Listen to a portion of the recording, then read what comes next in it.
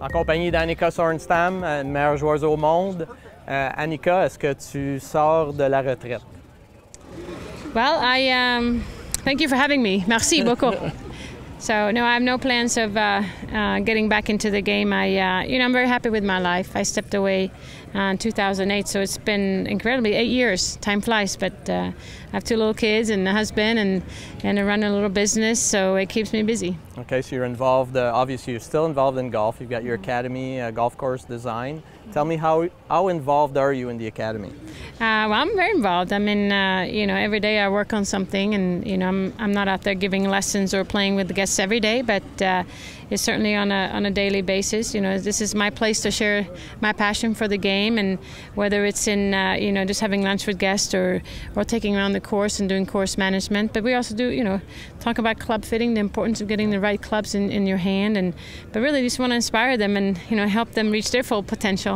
That's great. And golf course design, are you involved in the States, overseas, in Europe? I wish I had a course in the States, but I do not. I have a project in Estonia that we're working very actively. We're going to break ground in about 12 months, and I went to Estonia for the first time in May last year, and it was a beautiful part of the world, really not so far from Sweden, but just to learn about the culture overseas and how popular golf is, and you see a lot of growth potential over there. So we're turning in a 9-hole course into 18-hole, an Annika course, so it's really fun for me. I'm starting to see the game from a little different perspective than from a player. You always stand on the tee and you see the course. Here you stand and you have to create something that golfers will hopefully enjoy for the rest of their lives. And speaking of popularity of the sport, golf will be at the Olympics this year.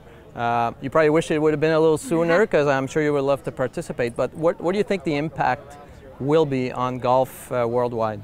Well, I'm very optimistic. I think there's going to have a good impact on the game of golf globally. I mean, I was part of the original team to really push for golf in the Olympics. I believe it, and yes, I wish I could play in an event like that. I think it would be fantastic to just obviously surround yourself with the other athletes, but just really compete for a gold medal and representing your own country. You really don't get a chance to do that very much in our sport. So I look forward to watching. I think it's going to be terrific. And if you think of that part of the world where golf is really not that big of a sport, we're hoping that young kids will see it and would want to play, but also that the older people see that maybe this is something we can do as a family. I mean, there's really no other sport like golf that you can do as a family. Whether you're old or young or beginner or professional, it's something you play for life.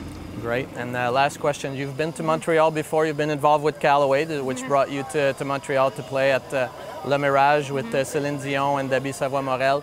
Recently, we lost Mr. Angelil. Tell me about your experience in Montreal. It was a while back, but your souvenirs. Yeah, well, firstly, I certainly want my condolences to Céline and the family. I've been following it more from, the news like everybody else, but, I had the pleasure of meeting both of them. We had a wonderful time. They're very generous people with big hearts, so I had some wonderful experience when I was up there, and they know how to entertain. I'm not just talking singing, but eating and just, sharing with friends. But yeah, it was a wonderful experience I had. I wish I can come back. I just haven't done that, but I hope to do it in the future. But I would say that Canadians, they love golf, and every time I played up there, I've always felt very good support, and I know that they support the LPGA very well through the years. Well, good luck in your projects, and merci, Annika. Ah, merci. Thank you.